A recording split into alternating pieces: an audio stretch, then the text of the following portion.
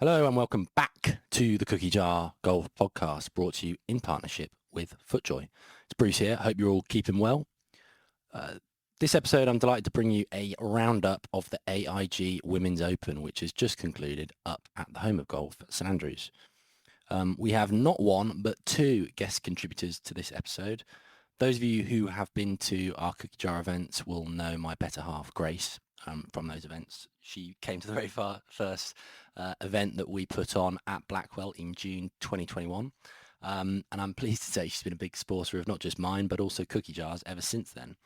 So Grace and I spent the week up in St Andrews from last Sunday through till this past Sunday morning, Championship Sunday morning, covering the event, going to press conferences, practice grounds, and following the competitive play as well. And our second guest is James Byrne, who has been another big supporter of Cookie Jars.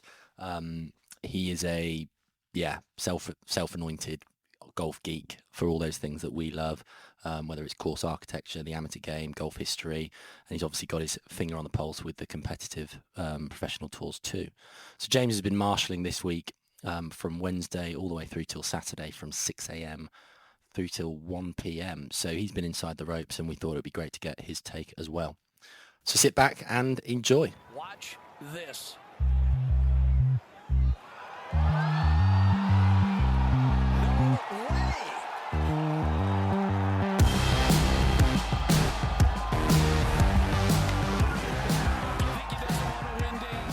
Hello and welcome back to another episode of the Cookie Jar Golf Podcast. Bruce Fitzpatrick here, and I'm joined by the self-anointed captain of Cookie Jar Golf, lady captain I should say, of Cookie Jar Golf, Grace Hill. Welcome. Hello, thank you so much for having me. And long-time friend of Cookie Jar, purveyor of all sorts of golfing nuggetry, course architecture, wisdom, historical sound bites, James Byrne. Welcome to the podcast.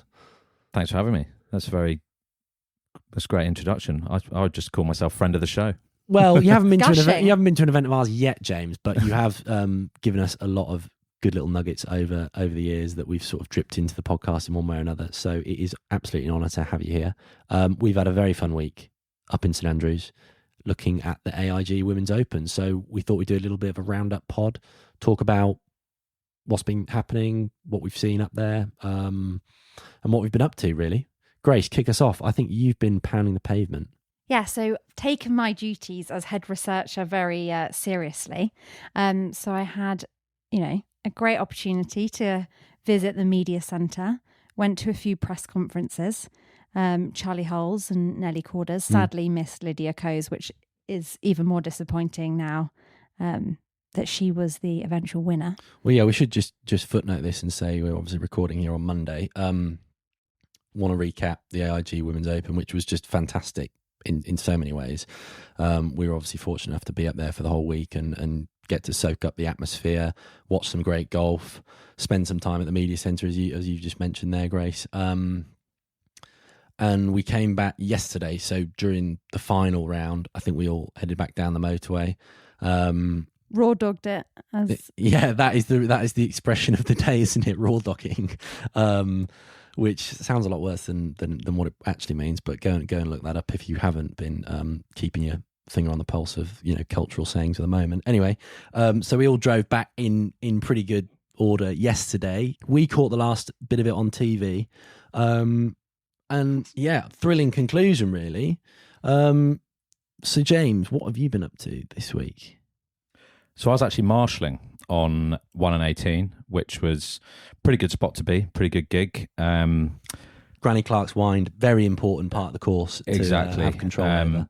It sort of ramps up throughout the day as you get the 2-tee start Thursday and Friday when, one signal of the marshal baton from the first tee is okay. And then when you're having to look left and right and you got to try and get the crowds across because otherwise they get a bit angsty. So, yeah, no, it was good fun. Enjoyed it. And I'd recommend it anyone to thinking about volunteering or marshalling or anything like that at some of these events because, you get a pass means you can, get close to the sort of media centre, behind the ropes of a number of different things on the range and that sort of thing. So there's perks to it and you also feel like you're contributing. Yeah, and I mean, that is a pretty challenging thing to marshal. Granny Clark's Wine, that crossing between 1 and 18 during the regular season, I guess, when it's just visitors and locals playing. Even more important though when you've got the best players in the world competing for a major championship. How does it work? Just go off on a little tangent here. How does it work in terms of signalling to the first tee, 18th tee? It looks like there's a lot going on there, and you've got to be quite alive as to who's waving what flag and who's teeing off when. So I guess the ideal amount of people you have on each side is probably 3 at a minimum, better 4. So you've got someone who's keeping an eye on the first, and they'll get a signal about a minute or two before those players are due to tee off, and that's the moment to close the entrance. And then you've got someone else who's obviously doing the same from the 18th tee, and then really, I think we're a little bit defensive at the start. Us amateur marshals, we would just sort of stay on the side. But really, you need to, in the most polite, friendly way as possible, get the we'll call them patrons across the other side. So no, it's good. You sort of get warmed up into it, and it becomes a bit easier later on. So let's put a bit of structure around this. Tom and I recorded like a bit of a preview pod at the beginning of the week, talking about what we might sort of expect. I think fair to say the weather was as brutal and as challenging as expected. Very high winds, pretty cold. So I think first and foremost, hats off to the R&A really for, getting the championship going on Thursday in the way they did, because it did look like it was in doubt for a moment on Thursday morning with the wind being so high. And a 2T start as well. I think worth mentioning that the Women's Open is typically played, I think, a couple of weeks earlier in the year, but because of the Olympics and the scheduling, they've pushed it back now to this last full week of August. And it did look a little bit dicey actually on Thursday. I mean, we went out and walked around a few holes, didn't we, Grace, on Thursday morning, and it was blowing pretty hard. It was pretty miserable, wasn't it? It was full waterproof. That wasn't the expression I was going to use, but well, we loved it. The golf was fantastic. Yeah, but it didn't feel like August, summertime. Yeah, we had beanies on, waterproofs on, watching the first few groups come through. We spent a bit of time with Brooke Henderson and Lynn Grant. Brooke Henderson absolutely rips the golf ball. That was amazing to watch up close. Like, if you think John Daly's got a long swing, I didn't quite appreciate just how sort of free-flowing Brooke Henderson was. And we sort of, kind of wandered around, watched a bit of play, didn't we? I think it was important to note how windy it was on that first day. Yeah. And how much of an advantage the groups had that went out in the afternoon, which is, when we started to see those good scores coming in from. So we picked up Corda, Hull and Leavu, obviously that marquee group. And that was probably the busiest.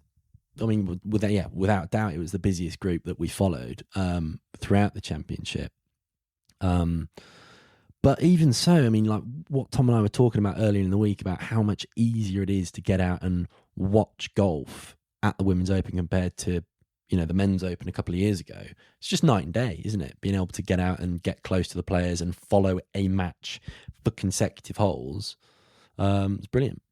It's a far more pleasant experience, isn't it? To be quite frank, you're not sort of 4 or 5 deep, trying to sort of fight your way around the golf course, try and get a good view of a shot. Especially it's St Andrews, very flat course, and I think it's a far more pleasurable experience. I think the patrons, if you will, they. I like how you're going to try. You're determined that fans at St Andrews are now going to be known as patrons in the spirit of Augusta, aren't you? Yeah. Well, I wasn't planning on that going into this, but you've used it twice. I've used it twice. So you're going to stick with it. Let's roll with it. Third time isn't allowed. But I was just thinking it's just a far more pleasant experience, and I think everyone's sort of really happy to be there. It's a bit less of a tense atmosphere, perhaps. Like the women seem to sort of really appreciate being at such an iconic venue. We talked to, I know, some of the staff and volunteers of the event, and they were comparing them to the men who perhaps slightly more sort of diva-ish. Oh yeah, definitely. And they've been described as prima donnas. Some of the people who have been like, responsible for kind of running the event and who we sort of caught up with inside the ropes, just saying how like echoing your sentiment there really, James, that the women don't come to St Andrews really at all. I mean, the last time it was played here was in 2013. A few of the younger players on the European GBNI heritage, they've played in the St. Royal Trophy once or twice, but genuinely it seemed like, despite how brutal the weather conditions were, everyone was just loving it. All the players were really leaning into it and enjoying just being there, and there was no diva-ish behaviours you mentioned that you sometimes maybe get with the men. And on that weather point, just before we skirt over that, I think the marquee group, which you mentioned, Nelly Korda, Lilia Vu and Charlie Hull on the Thursday, in those winds which were gusting at nearly touching on 45 miles an hour, that the 11th green, I think they were on that tee box for about 30 minutes waiting to play, really, with the ball oscillating so much on that day. So I know there was some slow play on the final day, which was actually more courtesy of perhaps some players taking their time a little bit and some of the other players getting frustrated with that. But generally the weather on Thursday and Friday with that wind was pretty tough, and the ball was oscillating on a number of greens, especially 11. Yeah. And I think that's why it's just so fortunate that they managed to get play underway without any real delays on Thursday, because, the first groups were going out from around about 7 a.m. And then curiously, because of the nature of the 2T start, there wasn't then fresh groups going out, as it were, until around about midday or so. And even then it got pretty heavily delayed. I think Charlie Hull's group on Thursday went round in 6 and a bit hours, which is tough. Especially in that weather. Yeah. I know a number of players had mentioned that they really, Nelly Korda in particular, in her press conference, one of the biggest challenges that she mentioned was just staying warm. Not the sunshine of Florida, is it? Yeah. And I think in Nelly's case as well, she's quite a quick player. So I think it made even more of a difference with her. You could see that she was walking up quite a bit throughout the week. And plays pretty quickly. I think Charlie Hull's the same, actually. So Nelly was doing star jumps in the first fairway on Thursday, so that's one way to keep warm. Yeah, so I guess let's get into the golf or the tournament proper, as it were. It got off to a pretty amazing start with Korda, Hull, and Vu all being top of the leaderboard through, not just the first round, but through the second round as well at the halfway stage. I don't think I can ever remember that happening. I mean, I'm sure Justin Ray or someone else who's, into the stats will be able to tell us the last time that a group actually entered the weekend with all three members of that group at the top of the leaderboard, but I can't say I've ever seen it. It's quite a punchy draw, isn't it, to put them all together? Because if they get the bad end of the weather, and let's say they all miss the cut or they just don't have their game, you've eviscerated three of your biggest names in the field. You're defending champ, world number one, and the home favourite. Yeah, and it's backfired certainly in the men's game a few times, these marquee groups, but it worked an absolute treat this week in St Andrews. And I think just generally probably worth remarking on the overall quality of that leaderboard after the conclusion of the tournament. It was just packed out with a number of people who've been number one or currently are number one, obviously in the form of Nelly Korda. Just a really exciting conclusion to the event. Just seeing them really not much in it at all the whole way through. It was really quite finely poised. Looked like Korda might run away from it for the halfway stage, and then she sort of backed up. We obviously watched her warm up, and I'm going to say that might have been probably my most enjoyable part of the week, was watching the warm ups of those last few groups on Saturday. Totally agree. Yeah. Tell us what stood out the most to you, James. Well, just the different ways they approached it. So if we were talking about who the three we spent most time with there, Lydia Ko, Charlie Hull and Nelly Korda, and we were watching Lydia do her warm-up, which was, before she even touched a golf club, was 25 minutes of stretching, wasn't it? Which was quite a good reminder to us who sort of walk straight out of the car or, get straight out of the clubhouse and expect to play good golf. You've got Hall of Famer there who's taking 25 minutes to warm up and goes ahead and wins the competition. But pretty inspiring, wasn't it? It certainly was. I look forward to seeing you doing a similar warm up at the club championship. We got a little snippet of that, didn't we? With all three of us heading off to the Fairmont range that afternoon as well, channeling some of that. I feel I'm going to get in some trouble here we mentioned this on air. Sam and Tom probably aren't aware of it, but yeah, we did sneak off, didn't we? On Saturday, We were just so inspired. There is an to, element of that. It's like this feels like a comment that Sam and I probably would share this sentiment. There's only so much golf you can watch before you want to go out and like give it a go yourself, even though you're going to fail miserably in comparison to the world class golf that you see out there. But it is definitely we got the bug, didn't we? And we thought let's just go up to the Fairmont, which by the way is a fantastic practice ground. Obviously the one down at St Andrews Links was all closed up, so we went up to the Fairmont and hit balls up there for 30 minutes or so, and then came back and watched the rest of the golf. 30 minutes And slash 50 minutes. Well, no. It was definitely sub 1 hour. But yeah, Lydia Ko definitely rubbed off on all of us there, in that we were just thinking, we need to probably reapply ourselves to how we stretch. It was amazing watching her go through that like 25, 30-minute routine you just mentioned there, James, with a combination of it was like, sort of the up dog, down dog, yoga stuff. Then there was... some bands. There were some bands, weren't there? Some resistance bands. Then she had a couple of people who were like sort of pushing against her as she was sort of pushing back. Some lower back. Yeah. Massaging. I think the health and fitness community would be referring to that banded walk as a crab walk. Which she spent quite a lot of time doing. Dynamic warm up. Exactly. Yeah. Other buzzwords. It's actually quite disappointing because I have looked online to see if anyone has captured Lydia Ko warm up, and that content and they haven't. Doesn't exist. No, it doesn't, does it? We were thinking at the time, we were like, God, we could have really, broken the internet. Whereas if you're looking for somewhere like Miguel Angel Jimenez warm up, there's lots of video there's a content plethora of content there, isn't there? Yeah. So Lydia was fascinating to watch, and of course, this was on the Saturday when she just went about her business obviously the whole week. And outside of the stretching, it was then very methodical, wasn't it? The cones were laid out. She built up from 25-yard chips up to 50-yard wedges, built up 75, 100, and then just graduated throughout the bag. Punched the driver a lot as well, actually. Yeah, which you'd then see on the course off the deck, didn't we? On that final day. But and then Charlie Hull just sort of popped in. Yes, she did hit a couple of irons, but she graduated pretty quickly to piping 3-woods off the deck.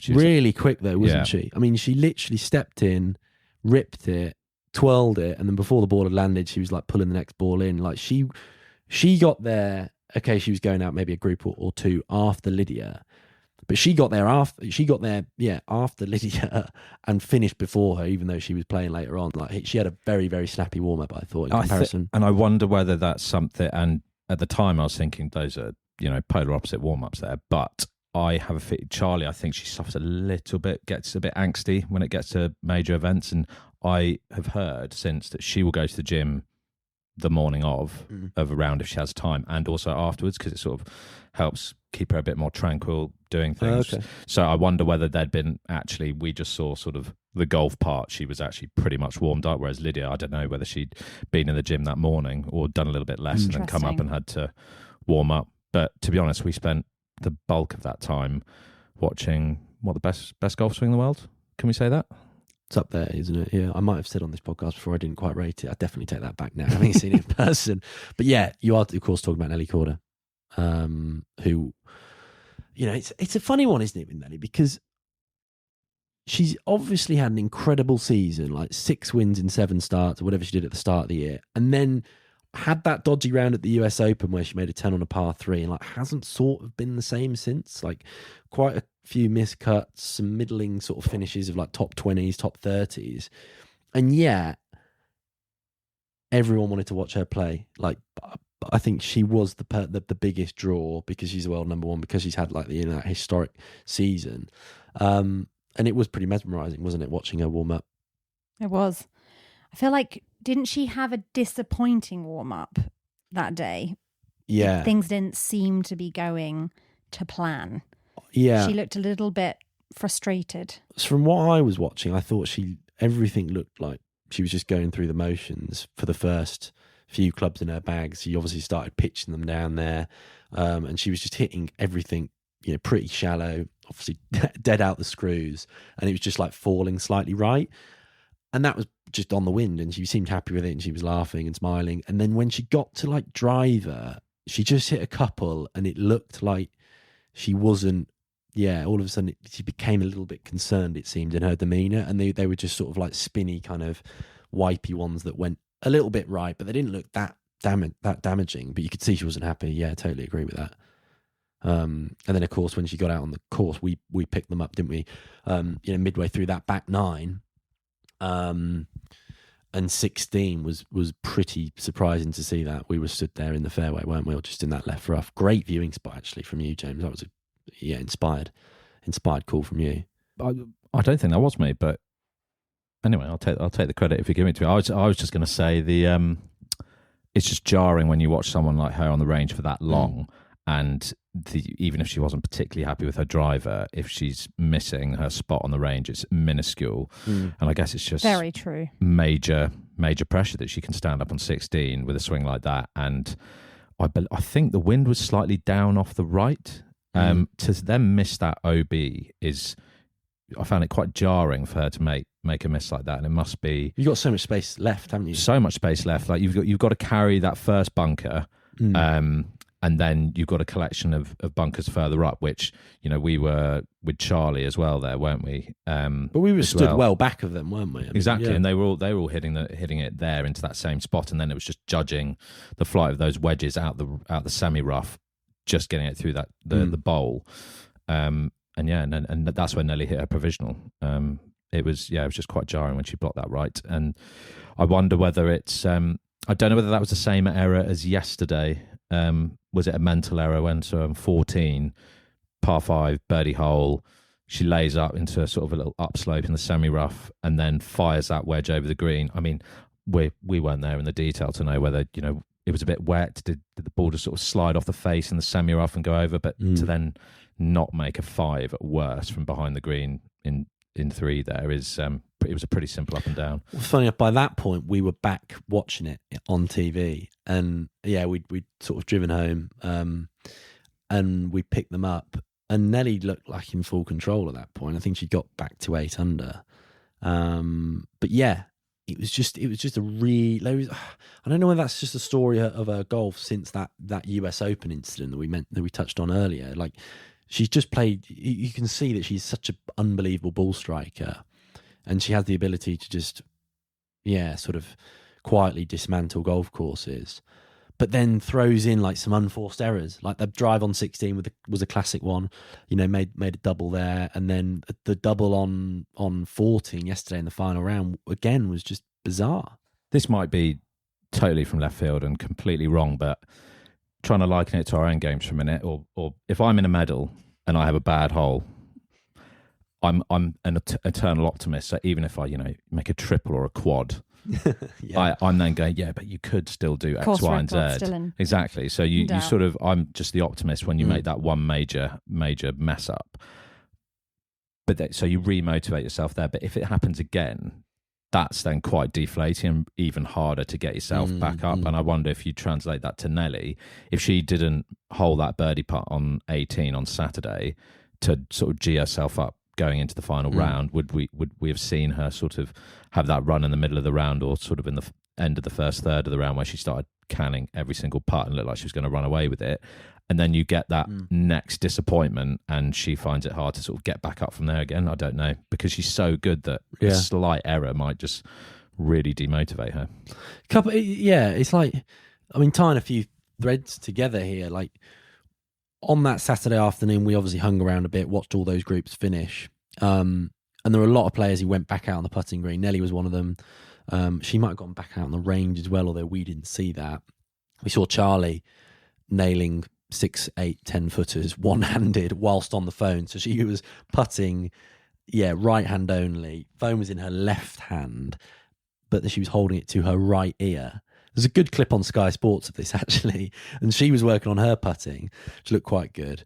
And there might have been 1 or 2 other players who were Lydia there. So I think, was there. Yeah, I think I think they clearly found it very challenging on the greens because they're big greens. The nature of those conditions, when it's really windy, you are going to leave yourself a lot of 4 or 5 footers. And then to circle back on what we touched on earlier, the R&A, quite rightly, left the greens pretty slow. I think they're about 9.5 on the stimp, if that, because of this threat of wind, and they didn't want balls moving on the greens that were going to just that were going to slow down play. So I think there's just like a few variables in there that made them feel quite uncomfortable. I know both Nelly and Charlie Hull struggled a bit on the greens throughout both Saturday and Sunday. So I think that putt on 18 on the Saturday afternoon was a big one and probably set her up for the charge. But to see her, struggle a bit coming in on Sunday, it was sort of, I think she 3-putted 6. She 3-putted on 14 too. So interestingly, she changed her putter, I read, before the event to a heavier mallet putter to accommodate for putting on the slower greens, which she wasn't used to. So I don't know whether there was anything in that. Was it the right decision or not? I mean, some of the footage I watched yesterday and then live on Saturday, she was holding some good putts, but I think I just didn't see, other than 14 in the coverage yesterday, any of the short misses. But I think there were quite a few short misses on Saturday. But it's just interesting that she made that change before. I also think when it comes to Nelly, as soon as and Tiger Woods has kind of ruined this for everyone, is that just the bar is so high, and you expect, number one, it's Nelly Corder, biggest name. Yeah. She just should go out once she's got a 2-shot lead and eviscerate the field, and that just doesn't happen. Golf's hard, and we all make mistakes, and Tiger Woods was just a sort of phenomenon. I can't say that. Phenomenon. There you go. I think the other thing about Nelly, which was fantastic to hear, was how excited she was to play at St Andrews and the challenge of links golf. You could tell that she was excited to be creative with the shots that she was going to hit, and being off a standard LPGA track, as it were. Yeah, you could see she relished the sort of shot making, really. And you were there at a press conference, and it was like, I think you could probably be forgiven for thinking, is she like a little bit sort of not fussed by playing this week? She didn't play in the Scottish at Dundonald.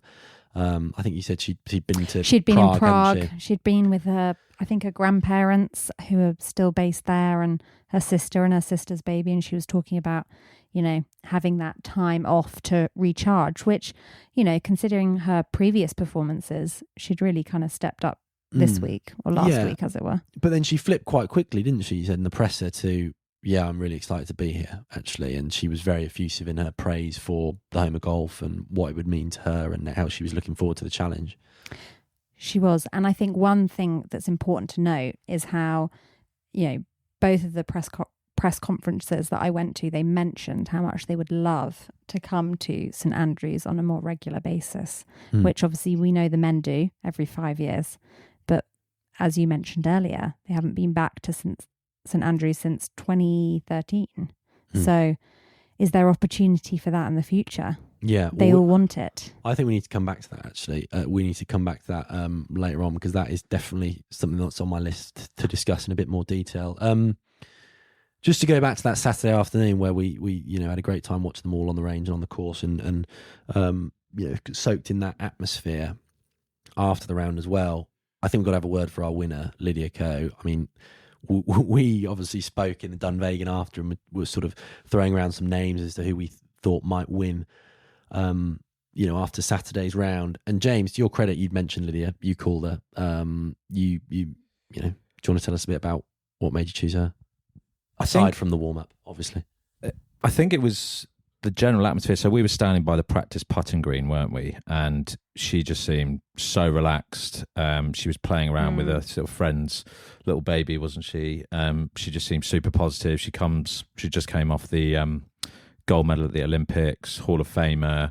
She experienced, I don't know, it just seemed like she was in sort of prime condition and in a great position to capitalise. And I just, those slips from Nelly, I think on the Saturday, even though she ended with a birdie, I don't know. Just felt the feeling. Yeah, it was just I'm not an expert on the women's game by any stretch of the imagination. So to sit here and think I'm some sort of oracle of predicting the winner is ridiculous. It just, the overall atmosphere of all the women who were there was great, but I just felt she was in particular just very calm, relaxed, had her family there, and she seemed in a good headspace. Yeah, I don't know if it was a family, like, was it a niece or a nephew? It was a little toddler who she was sort of like running around with and kind of like, playfully sort of you're having a bit of a laugh with, you know, while Nelly and Charlie and others were like sort of grinding on that putting green. And that did strike me as someone who's like got a great balance in their life. And obviously she played pretty solidly on Saturday in some really tough conditions.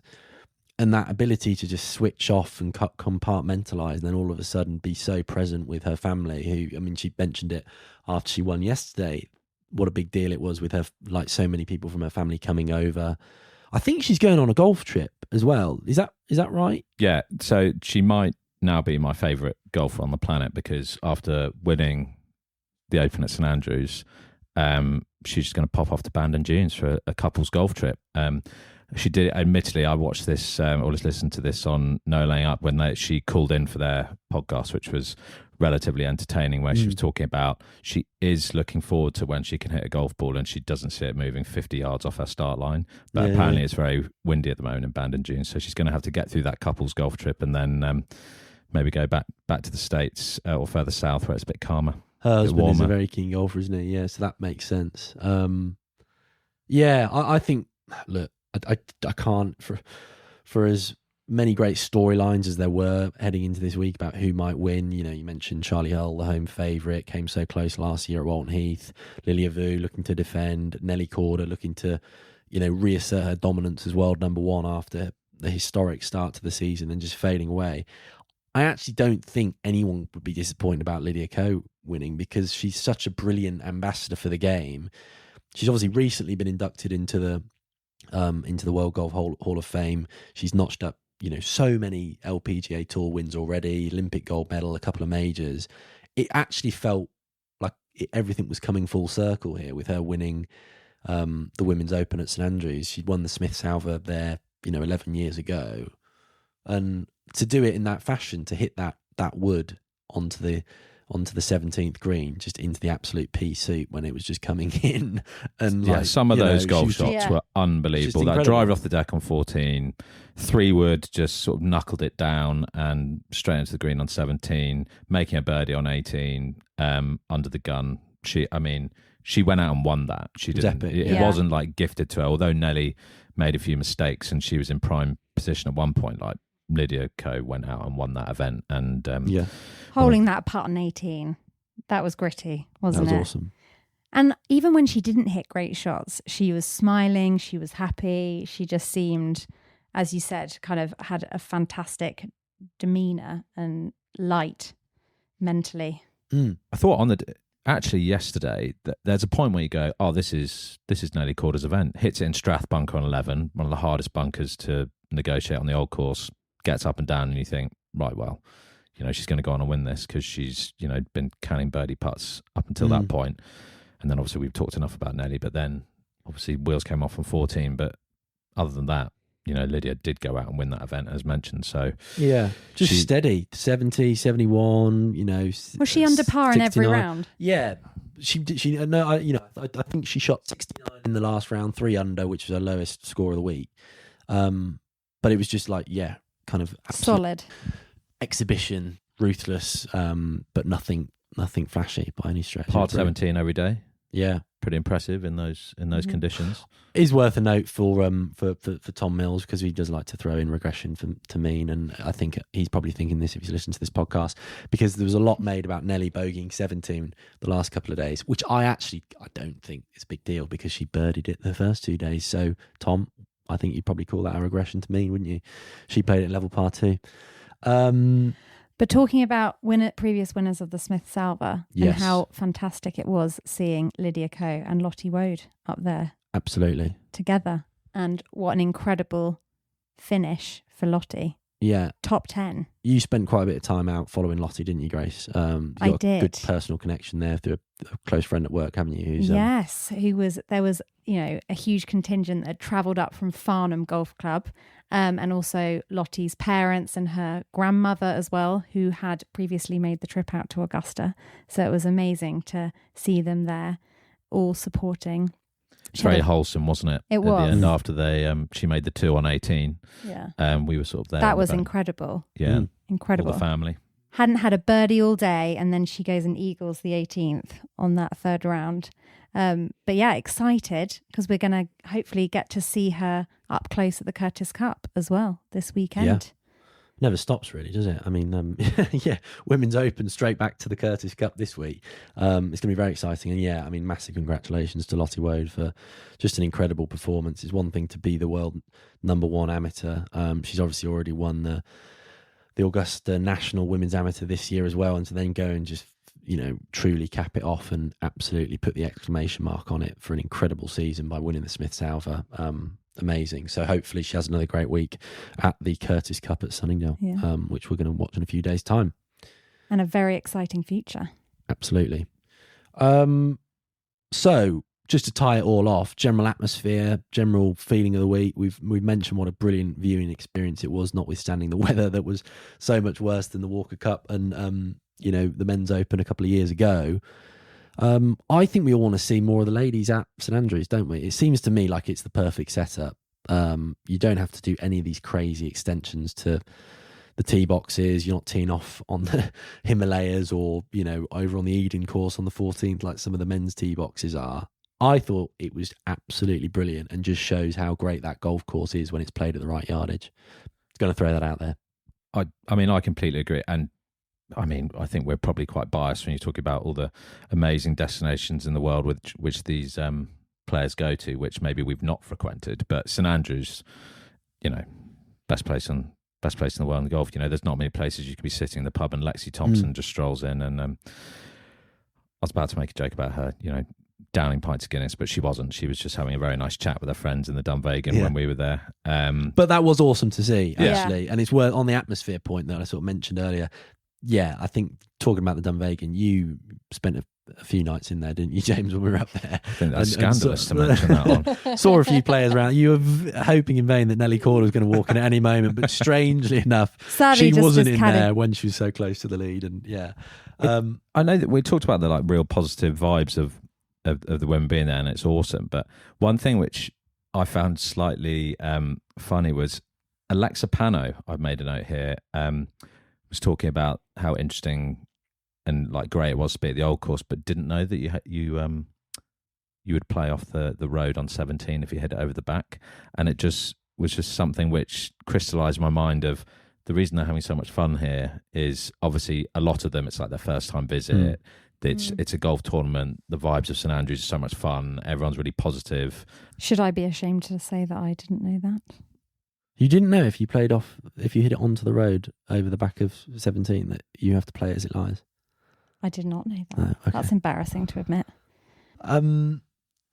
Yeah, look, I mean, I think there's clearly a lot that probably goes on behind the scenes that we're not privy to with these conversations as to why it's maybe not played there as often. I think we mentioned already that it was played in 2013, but I think there might only be one other occasion or maybe two other occasions where the Women's Open has been played at St Andrews. It feels like a lot of people want to see it go back there. Certainly the players, from listening to the feedback this week, they would love to see it go back there a bit more often. I'm guessing there's just a balancing act that the St Andrews Links Trust is trying to strike with the RNA having, the Men's Open there basically every 5 years. And the Women's Open, if you throw that into the mix as well, because it clearly is a big sort of organisation, St Andrews Links Trust, and there's a lot of golf that's played there. Dare I say it? I'm going to be a bit controversial and throw it out here. I felt watching some of the golf yesterday afternoon on Sky when we got back, there were a lot of divots actually in certain places, like the first fairway and certain key landing areas, and you just think, that is the other side to the coin of playing somewhere that is, a holy site in our game and available and accessible for all people to go and play. Is that the kind of thing that would require more careful management, in years to come if you have professional events of that order, the men's and the women's open and, maybe the occasional Walker Cup or Curtis Cup, if you have them there more frequently? I don't know how that all plays into the calculus. Because from what I understood, the course was only shut a week before the event, which in contrast to the men's game, it shut a good 3-4 weeks before the event. That.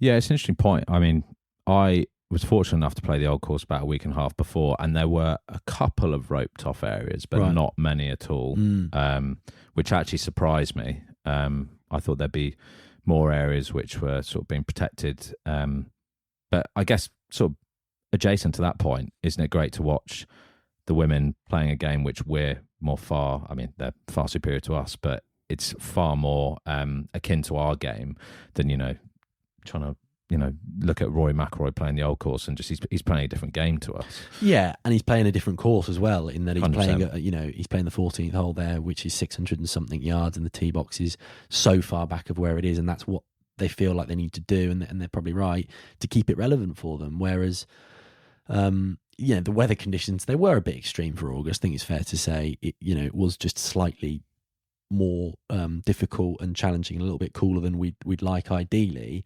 But it was a great challenge to see, and to see them, playing tees that we would go and play if we were to go up They there. seem to embrace it as well. Yeah. I think you saw the odd glum face. Maybe Nelly was one of those, feeling the cold a bit more than most perhaps, but most of them they seem to really enjoy Lean into it. lean into it, playing into the wind, probably knowing that they don't do this every week, so they it's a fun challenge. And they talked about shaping shots and how much they enjoyed it, or just playing it on the wind. I think they loved it. Yeah. So I think we'd like to see it go back there. Basically, anyone's listening can make that happen. We just can we get another Ladies Open at St Andrews in the next 5 years rather than leaving it another 11. Any other parting thoughts? Genuinely one of the best events I've been to. I mean, I can't say that I've been sort of half behind the ropes like I was at this event, because of the sort of marshalling and volunteering stuff, but it was an epic event. The venue, the positivity from everyone who was working there, the players, staff, volunteers, and probably that range session, as you mentioned, Bruce, was absolutely exceptional to watch. Three of the best in the world ply their trade there. If ever it was Which any one? doubt, The one at the Fairmont or the one at the... No, the one at the Fairmont. You don't want anyone to see that. We look like three lunatics replicating those just stretchings. people desperately trying to recapture some skill and talent from people that have been watching that we just aren't able to do. We didn't mention Shin's takeaway, though. We did spot that on the range. That was quite spectacular. That was surprising. Yeah. GI Shin, to see that takeaway there, that we thought, is she doing some sort of drill here? Shows how out of touch I am with the women's game. But very, very, very vertical lift away. But it was good enough to be at the top of the leaderboard. Certainly was. After Saturday's game, wasn't it? Hit the flagstick with her second shot, I think, into the first on the final round yesterday, and only finished a couple back as it happened. So another great week there. I think once again, I'm kind of sticking my neck out a little bit here and saying that I feel like the old course does a brilliant job of identifying the best players in the world, and this week was no exception to that. Totally echo your sentiments there, James, about what a brilliant event it is. We talked about it when we went and had a wander around Walton Heath last year for the AIG Women's Open. Highly, highly encourage anyone going, or anyone thinking about going and watching professional golf, to go to that, because you can get so close to the players. It's a really great atmosphere. There's a great family-friendly element to it as well, I think. It was really nice to see so many families walking around and sort of soaking it all in. There's the concert, of course, on the Saturday night with Tom Grennan this year, which was awesome. I think it was Ellie Goulding last year at Walton Heath, so it's great to see the RNA keeping that going. All in all, totally encourage people to go and get tickets to Royal Porthcawl next year when they're available, because that, I'm sure, will be another absolute stonker. Yeah, I totally agree with that. Hope for better weather, but it is Wales, so You never know. You never know, do you? I think that's it from us. Yeah. It felt like a bit of a rip-roaring pod there, going through all aspects of the last 5-6 days in St Andrews, after a long drive back yesterday as well, that I must admit had me feeling a bit jaded. But it was quite cool, actually, to have the kind of contrast of seeing the golf live, listening to it on the radio during the drive back, which I've got to say, I thought BBC 5 Live and No Laying Up had a great offering there, actually, for people who wanted to tune in on the radio. That was brilliant. And then catching the last bit of play on Sky, just as we touched down yesterday afternoon. All in all, I really enjoyed soaking it all up from those various different forms of media. Yeah, that radio coverage was a saviour on that drive back. It was entertaining, informative, described the game well. It was fantastic. We loved it, didn't we? It was quite funny, actually, the contrast of, the sort of professional BBC tones of Ian Yes. Carter alongside, Big Randy fishing his pass out of the Swilcan Burn. It's just quite funny. But not that they weren't professional and good as well. It was just, I think it was a very good combination there. I like that. So I'd be keen to see a bit more of it. Yeah, I think on that note, we've got the Curses Cup coming up in a few days' time, which we're very much looking forward to. We're going to try and cover that in just as much depth, probably a bit more, because we've got the two professionals in Sam and Tom, who are going to probably be joining some of the content on that too. Again, another fantastic event to Another go fantastic watch. event. If you are in the London area, I believe tickets are still available. So keep your eyes and ears peeled, and we will. And slightly better weather, we hope. And slightly better weather as well. All the important stuff. Forecast is good, and I hear that they might have a record attendance if we sell a few more tickets. So there we go. There we go. If That is anyone can help exciting. out, achieve that record, that'd be brilliant. Right. Let's leave it there. Until next time. Thank you very much for having us. It was You meant to say adios, but there you go. adios. Obviously, don't listen to enough of them. Watch this.